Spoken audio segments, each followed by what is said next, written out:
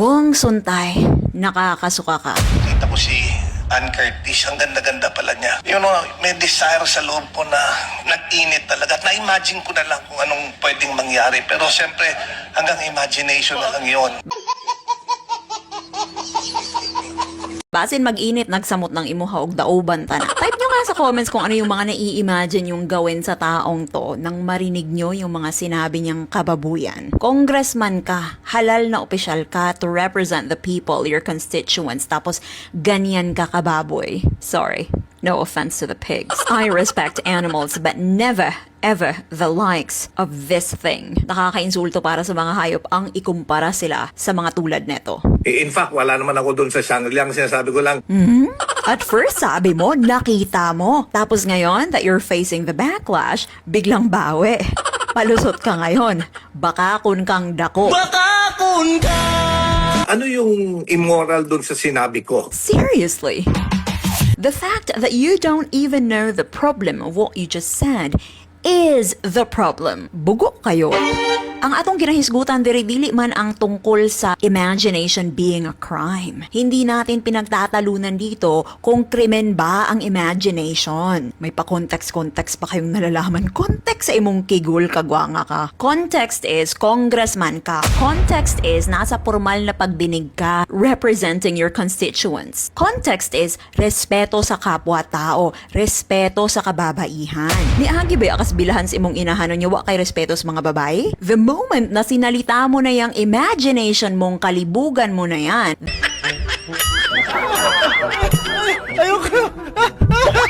That's no longer just your imagination.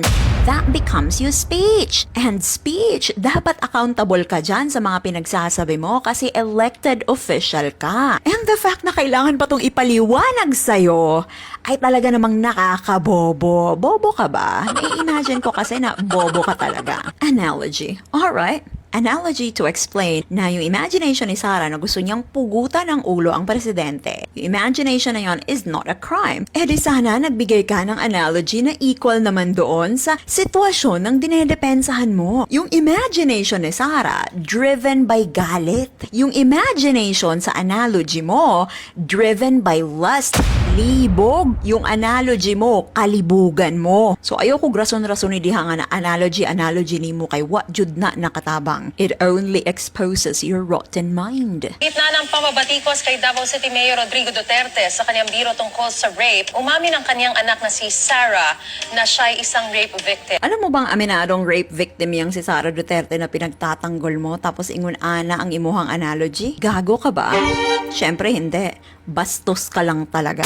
Imagine, asawa mo pa ang nag-apologize dahil sa kabastusan mo. Tapos may mga tao pang katulad nito, Alvin Aragon, na ginagamit ang salita ng Diyos para mag-lecture sa kung papaano dapat magdamit ang babae, lecturing women on how to dress properly nang hindi pagnasahan. Again, kalibugan ng mga lalaki, babae na naman ang may kasalanan. May nakita kang babae, gusto mong gahasain, gusto mong halayin, gusto mong daklutin, harapan na, Hindi kasalanan yun. Yan yung kapatid, pumanat pa. Kayong mga artista, ikaw, Jasmine, bakit ka nagpo-post ng mga bikini pictures mo sa social media, sa mga pahayagan?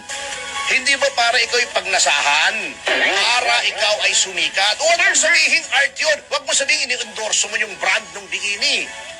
Yung resort. BS yan. Hindi kami mga ungas dito para maniwala sa'yo. Anong di ungas? Ungas ka talaga. Lawyer ni nga nag-inuplok naman yung kagwangan eh. Hoy, Tupasyo. Eto, si Kitty Duterte. Nagpapakita din ng cleavage yan. Nagpo-post ng sexy pictures sa social media, revealing din kung manamit. I dare you, Tupasyo, to tell exactly the same thing to her face. Wag na tayong lumayo. Ang ating vice presidente na si Sara Duterte, aminadong rape victim. Kasalanan niya rin ba dahil sa pananamit niya? Pananamit niya rin ba ang dapat sisihin? Time and time again, the burden is on women. Mga naka-school uniform, naka-PE uniform, pajama, balot mula ulo hanggang paa. Yung iba naka-hijab pa. Yung iba, babies, naka-diaper pa. pinagnanasahan, pinagsamantalahan pa rin. Kayo itong malilibog pero nasa babae pa din ang burden, nasa babae pa rin ang blame. You do not tell girls or women how to dress properly. You teach yourselves restraint. You teach yourselves respect. Dahil kayo ang wala nun. Kung di ninyo makontrol ang inyong kahangol, ipaputol na, ipatali. Para impas. Sa usaping ito, we all trace back to the Duterte legacy. Duterte na ginagawang biro ang rape. Duterte na gusto mamusil o bisong sa mga babae. Duterte nga di kapugong sa iyang lagay o gihang tudlo nga nangulkog sa ilang katabang samtang tulog ni. Kaya Pilipinas, wag nang magtataka kung ang mga kabataan natin ay lalaki na biro na lang ang tingin sa rape. Wag nang magtataka kung ang kabataan natin ay lalaking bastos mag-isip, bastos ang bibig, at objects of desire na lang ang tingin sa kababaihan. Pilipinas, this is what we have become. Ang tanong, gusto ba natin magpatuloy ang ganitong kultura? Kung proud pa rin kayo sa bastos na Pilipinas at bastos na Pilipino, hala, Duterte pa more. So may 18 na OFW sa Dubai na gusto nang umuwi sa Pilipinas. Hindi naman lingid sa kaalaman natin na meron pang giyera ngayon dito sa Middle East. Ngayon, masyado kasi gini-issue ito ng mga DDS na sinasabi nila, parang pinapalabas nila na walang pakialam yung gobyerno, walang pakialam yung Pangulo. Ayun di puta nga utok meron kayo. Unang-una, paano ba makauwi yung mga Pilipino kung wala silang masakyan na eroplano? Sige nga, nakasarado yung airspace ng bawat bansa dito sa Middle East.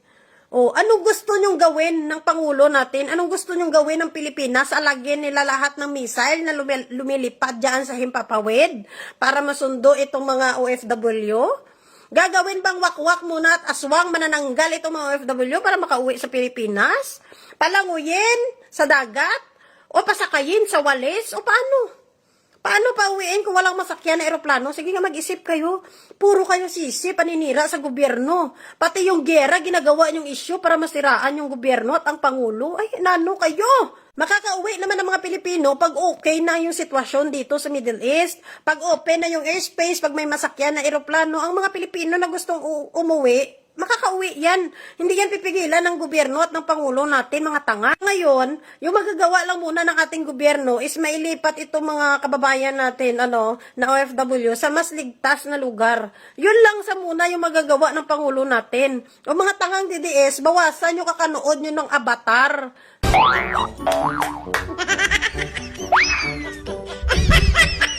Ha? Baka kasi nabubuhay pa rin kayo sa panahon ni Saido, yung mandirigmang pangkalawakan. Hilan nyo yan. Huwag kayong ganyan, huwag kayong puro issue, huwag nyo gamitin yung gera para siraan yung Pangulo at ang gobyerno. Ako yung nag-iisang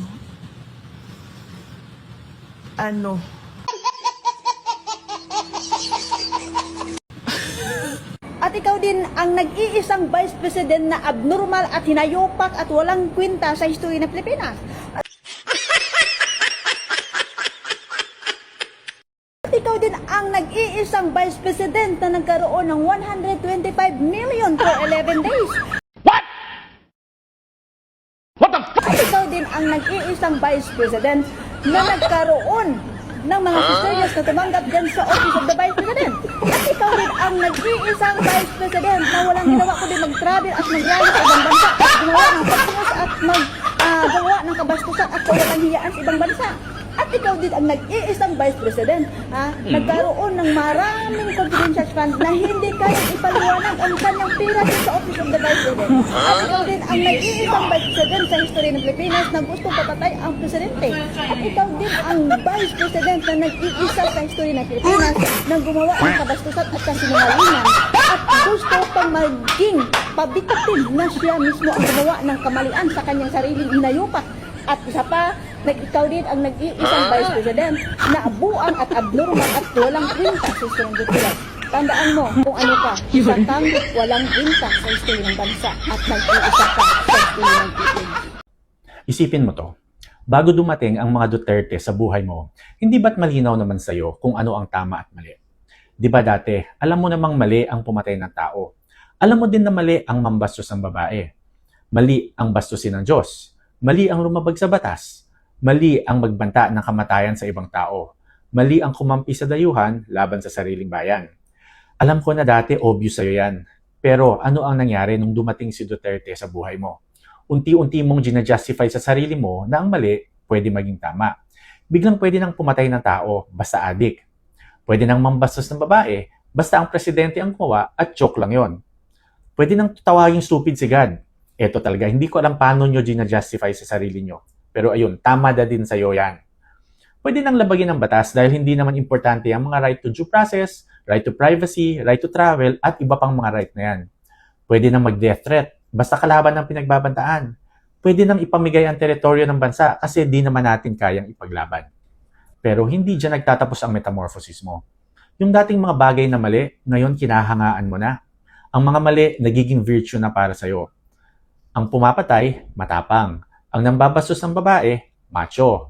Ang walang galang sa Diyos, honest. Ang lumalabag sa batas, madiskarte. Ang kumakampi sa dayuhan, praktikal. Look at yourself in the mirror. This is the person you have become. Simula nang dumating si Duterte sa buhay mo, tinapon mo na ang prinsipyo mo sa basurahan. Tama ba ako or mali?